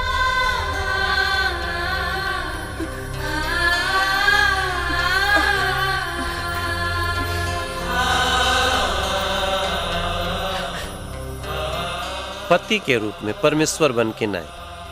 अब या तो हमरा के मुजरिम समझ के सजा दे दा, नहीं तो पति समझ के माफ कर दो। भूल हमार होके चाहे तोहार, मर्यादा के एगो सीमा होला और वही सीमा के तहत पत्नी अर्धांगिनी कहल जाले। पति के आधा अंग और अपने आधा अंग के काटे के गलती कोनो मूर्ख ही कर सकेला।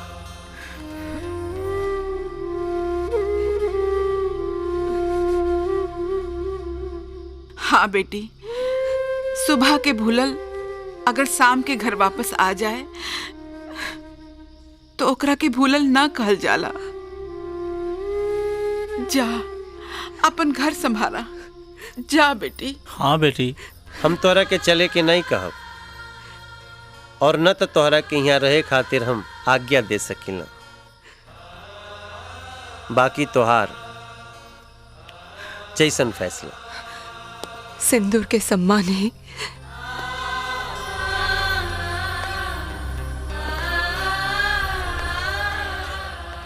एक औरत के चौखट से मरकट तक ले जाले। बस एगो बिनती बा कि आज से हमने के रिश्ता तेवर भौजाई के ना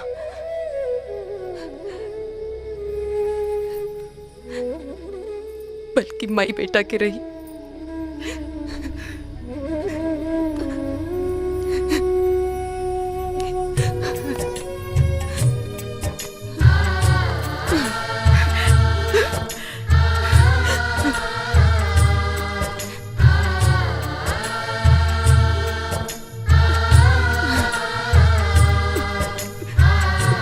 भाऊजी,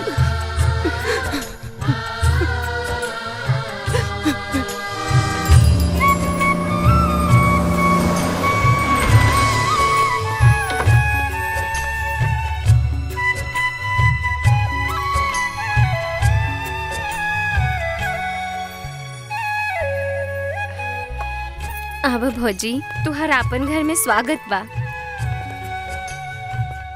भौजी हम माफी के लायक नहीं थी, काहे कि जवन गलती हम कैले बानी ओकर कोनो माफी नहीं खे और ना ही हमके माफी चाहिए। अगर दे सकेलू तो हमके खोइछा में आपन नफरत दे दा, काहे कि हम इहे लायक बानी। शायद यही खातिर आज इस दुनिया समाज में लोग ननद भौजाई के रिश्ता के काट के रिश्ता कहेला। और देखा ना, हम तो एगो अच्छा बहन भी ना बन पानी।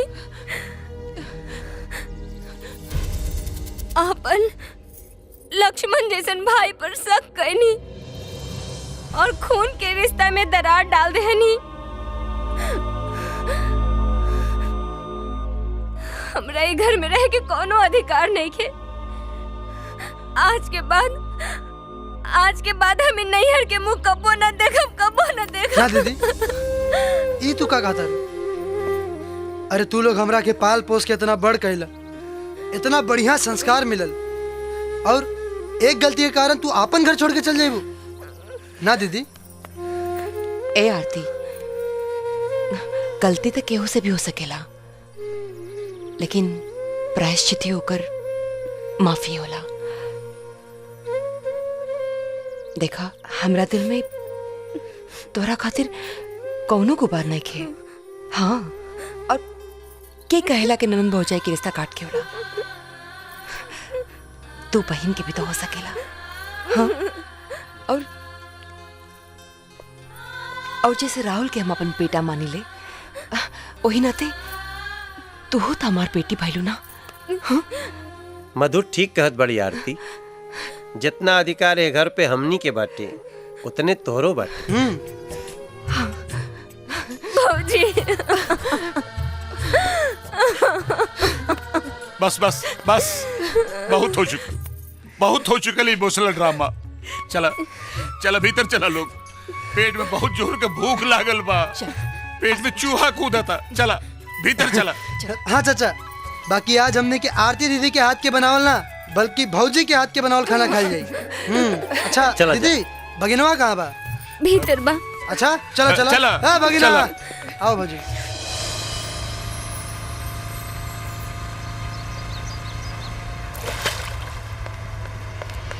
राहुल,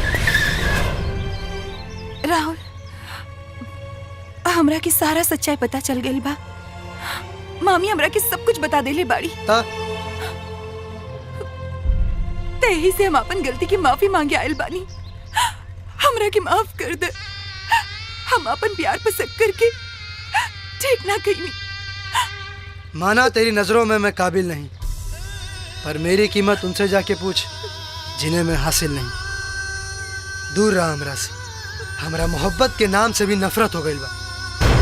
राहुल, राहुल, राहुल रुक जा। इंसान नफरत भी ओकरे से करेला जेकरा से अटूट मोहब्बत करेला। और हमार नफरत की बात के सबूत बा कि हम तोहरा से कितना प्यार करेनी। तोहरा से जुदा होके हम पहले ही अपना आप के जला चुकल बानी। और मत तड़पावा। अब अगर हम यही जैसे जाइब तो तोहार प्यार पाके ना तो अपन जान गवा के।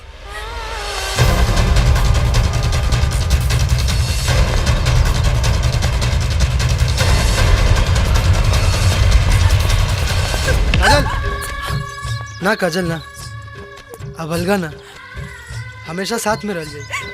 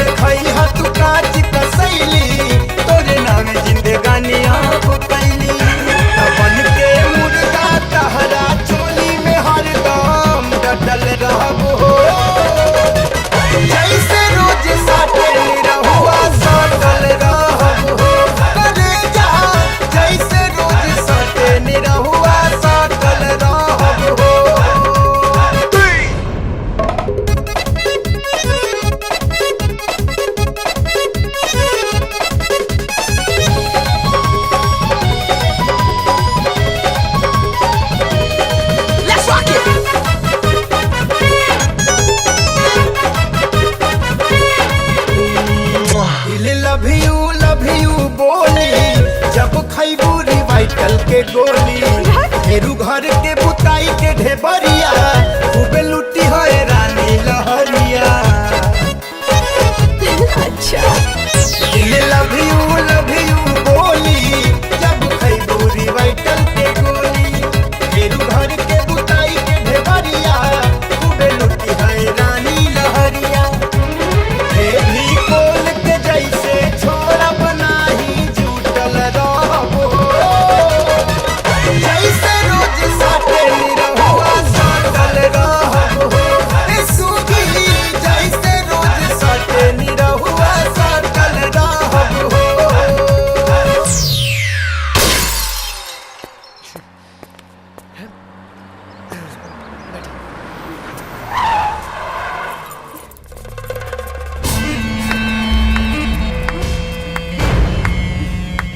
वाह रे बिटिया,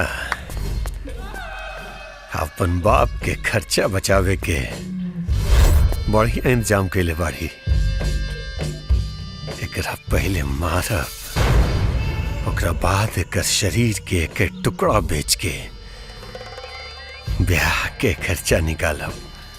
आंख 5 लाख में और किडनी 10 लाख में। अरे बाकी ललन बाबू खरीदी के डुबुक्की मार के एकर भौजाई संदूक में बंद करके रखी। जब एकर भाई का बंदूक काम ना करी तब देख के अपन गर्मी बुझा ली। नमूना देख ला, हमरा से बढ़िया दामाद तोहरा के पूरा दुनिया में ना मिली। अच्छा बा, ऐसे बेटा तोहरा खातिर पूरा नसबंदी के सामान लेके आयल बानी। अरे हरामी, आज के बाद तू हमर तका ये दुनिया में केहू के दामाद बने लायक न रह।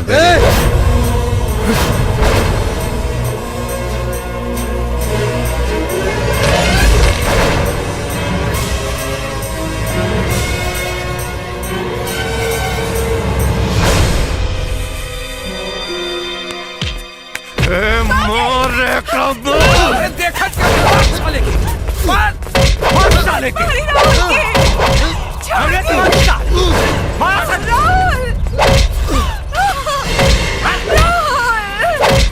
और मार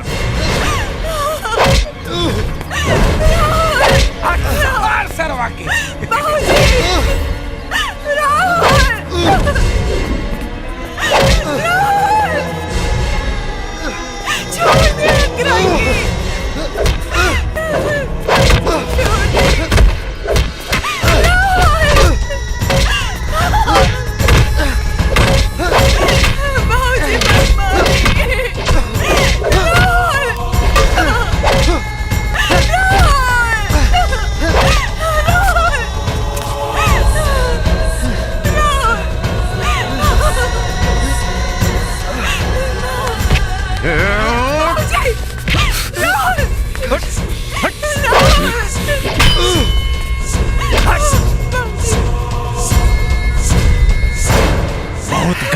मर गई साला, मर गई है। देख देखी है तारा सिंह जनरल है इसकी छड़ साला, मर गई साला। और अफसोस की हमर बेटी प्यार कैलस भी देगो मौगा से। मौगा कह के राहुल के मर्दानगी के ललकारी मत बाबूजी, कहीं आवाज लगा देनी तक केहू के भागे के मौका भी ना मिली। उठ जा राहुल और हमरा बाबूजी के बता दो कि जेकर हाथ हम थमले बानी ओकर करेजा के वो आम इंसान के ना औलाद के बा। चल चल चल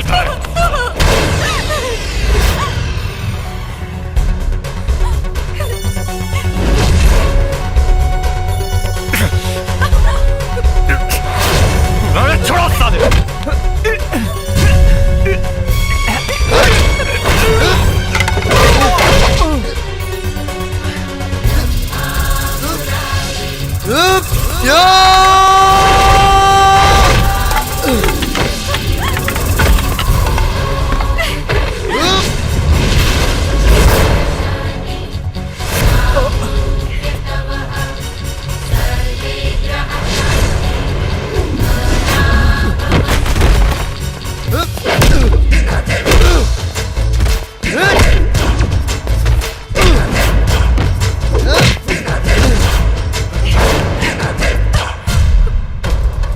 सीने में दबाए रखा था हमने भड़कते शोले को, छू सके किसी में कहाँ है दम, बस एक इशारा काफी था। चाही तक काजल के अभी साथे लेके जा सकता नहीं, लेकिन भौजी के ललकार और दामाद के संस्कार दोनों के मान रखता नहीं। काजल की अमानत समझ के छोड़ के जाता नहीं। अच्छा ससुर बन के परिचय खातिर तैयार रहा, और ना तो परिचय खातिर।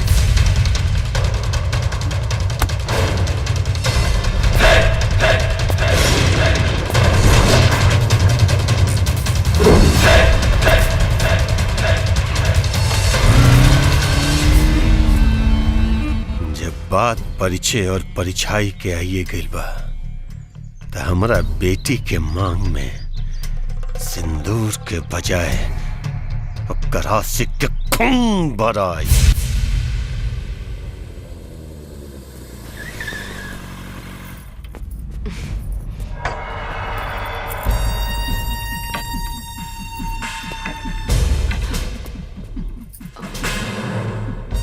हाई देख भाई, बेटी के संगे दामाद जी भी आयल बाड़े।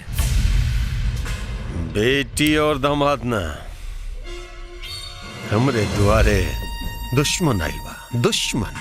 ठीक कह रहल बानी फूफा जी, हमार तेवर के खून बहा के दुश्मनी के बिगुल तो बजाइए चुकल बानी।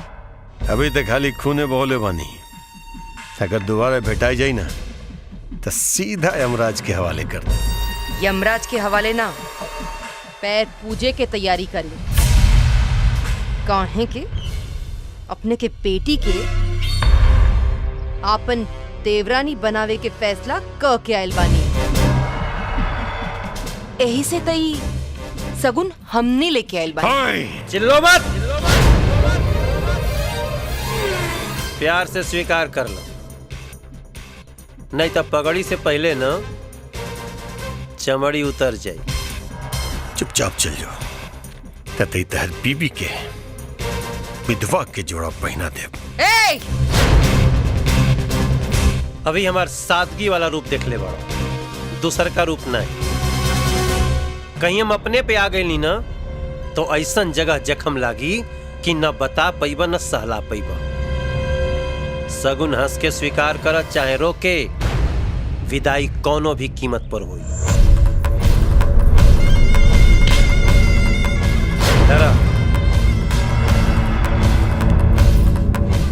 अगली बार बारात लेके आई। छोटन, पानी साला सर से ऊपर चल गए। भाई जी, कहीं तो साला के उड़ा दी। खाली अपन बेटी के आशिक के न उड़ाई ना,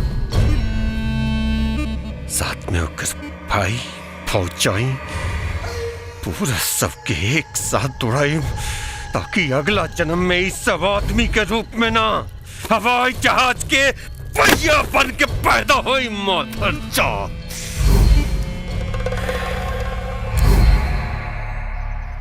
ना खेलब ना खेले देव, खेलिए बिगाड़ दे। बहुत अच्छा। क्या बात है भाई? अरे बड़ो कैसे मुस्कियात बाड़े रे। अरे बाबा आगे लड़ छोटन बाबू। जब बड़का के खोजाले ना तब छोटका के याद आवेले। खोजाले ना बाबू, खोजाले ना, दुखा ले। यो सही बात बा। अगर औलाद के बात न रहित ना तो जिंदा जमीन में गड़वा देले रहती ओकरा। देखा वो लोग धमकी देके गए बाड़े, हमने अंजाम देखा दे। सही बात। मतलब? अरे मतलब ही कि शादी से पहले पति का श्राद्ध हुई। बाकी होई कैसे? ओकरा परिवार से हमनी के पुरान दुश्मनी बा। भैया जी के पंचायत में। Don't talk personal. बात तो सही लागता, साला इतिहास में पहला बेर होई कौन फुप्पा के हाथों ओकर भतीजी के हत्या हुई।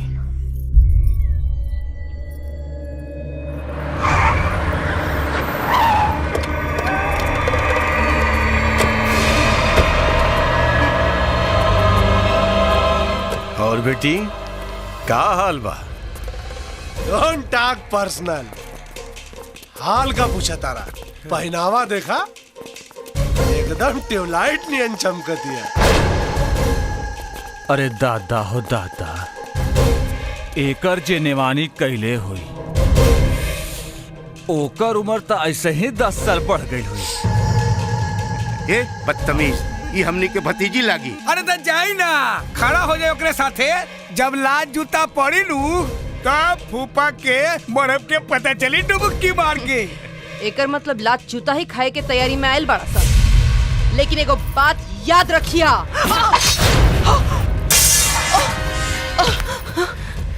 घबराओ मत बेटी, मारब ना। तेरा शरीर के धीरे धीरे काटब, तब तोहरा खून के दर्द की अहमियत समझ में आई। बड़ा बड़ा गर्मी बाई खून में। तू हमार रिश्ता तय कर में। हे केकरा बुते? अपन पति और अपन देवर के बुते, जेकरा औकात हमर जुदा से ज्यादा नहीं के। अब अगर आगे बढ़ लेना तो तोहरी पूरा खानदान के गर्दन काट के ओकरा खोइछा में भर के अपन बेटी के विदा करब। चीख के रोक के रख ले बानी फूफा जी। अगर निकल गई ना कहीं तो गर्दन छोड़ के भागे के पड़ी। और हमरा के तू जान से मारता काहे कि अगर हमार देवर और हमार पति आ गए ना तो तोरा के जिंदा जला दी। अरे महाराज, एकरा के मारा से का फायदा हुई? अगर मारा के तो एकरा पति के मारा। जब विधवा का जिंदगी गुजारी ना तब पता चली कि जवानी में कई गलती के का अंजाम होला। कसम भगवान के, खून के साथ ही अंगूरी बदन चाटे में साला मजे कुछ हो रहा है। हमरे सामने ही सब करबे। अरे ता महाराज हकिया बंद कहला ना, काहे कि अब तक चीर हरण हुई भाई। हाँ चल जे नियति के मर्जी, आंख बंद कर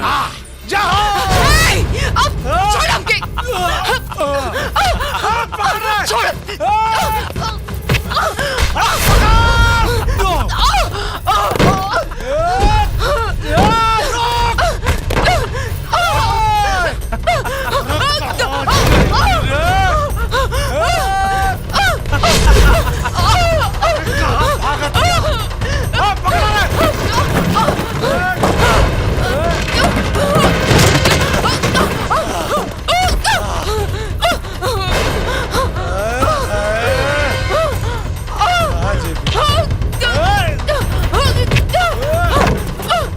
दौड़ा के थका देलू हो।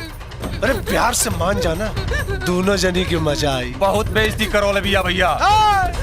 Don't talk personal, only चीर हरण।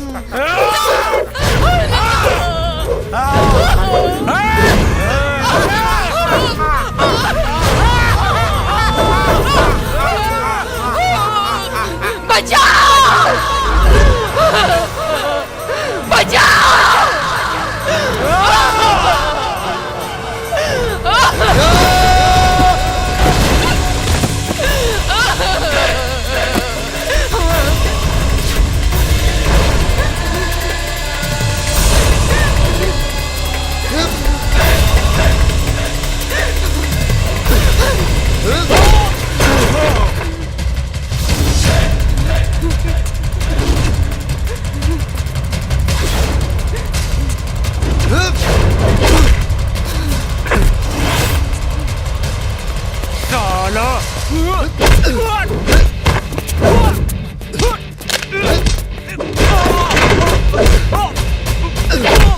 चल साले तरफ को ही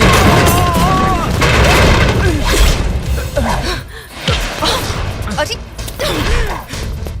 जब आ गए बा देवर तब देख भौजाई के भी तेवर। तोहरी अम्मा की तब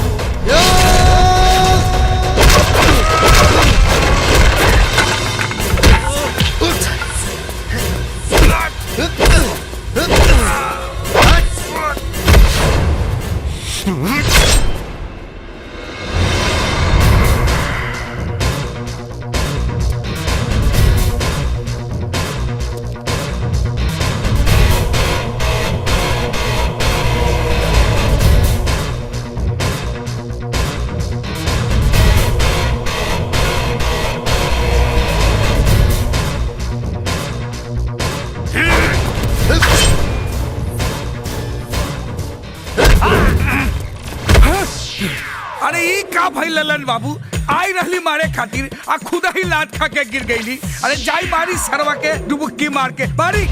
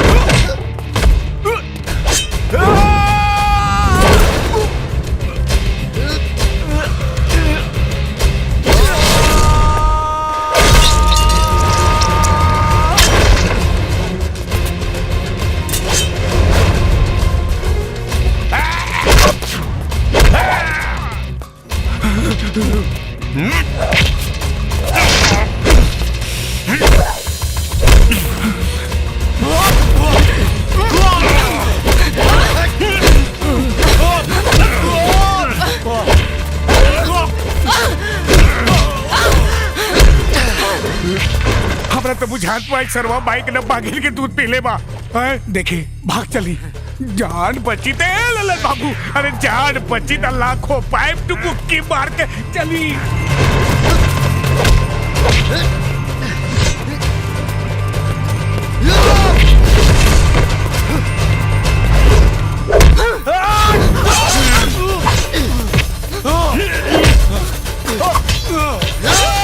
नाही बबुआ नाही,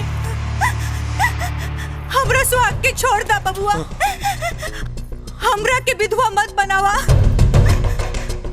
और हमरा ही बच्चा के बयानत मत करब।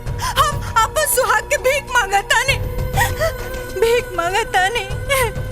एहसान मनाओ अपना पत्नी के जकरा वैसे तोर जान बख्श देनी। जो बाकी अब अगर गलती करे के सोचले भी तो हमरा से तो के भगवान भी ना बचा पाई है। माफ कर दी हमरा के। आज के बाद न खेलब न केहू का खेल बिगाड़ब। चल फूला। तोर का होई रे फुफवा हैं? तू हमरे पत्नी के कटवे, हम तो के काटब। हट जो काजल तू बीच से। जीजाजी छोड़ दी इनका के। कटल गर्दन से शर्मसार होला, झुकल गर्दन। मामा चाचा फूफा तीनों पिता के समान होला। और आज एक बाप की मर्यादा के लांग के एको बेटी के सबके सामने नंगा करे के कोशिश करैले। तो आज हम अपन इनका से अपन बाप के अधिकार छीनतानी और साथ ही साथ इनका से हम अपन कन्यादान के हक छीनतानी। सही कहा तड़ू काजल, ऐसन इंसान के साथ है ये होके के चाहिए।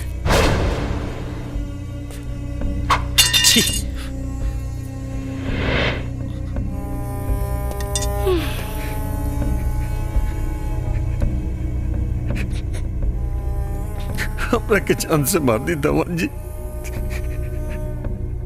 हमरा के मत छोड़ी। आज बहुत बड़ा गलती हो गई हमरा से।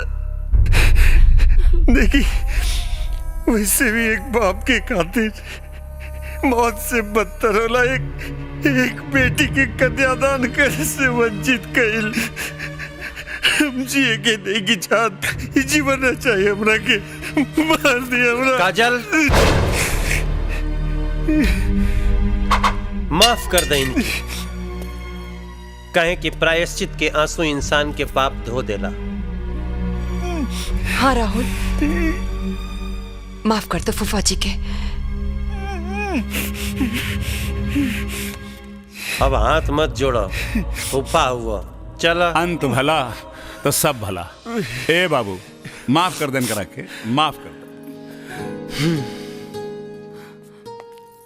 जब भैया और भौजी माफ कर देले तो हमनियों के माफ कर देता नहीं जा। राहुल वो सब तो ठीक बा। बाकी राहुल और काजल के फेरा कब पड़ी? जब भौजी के गोद भरी।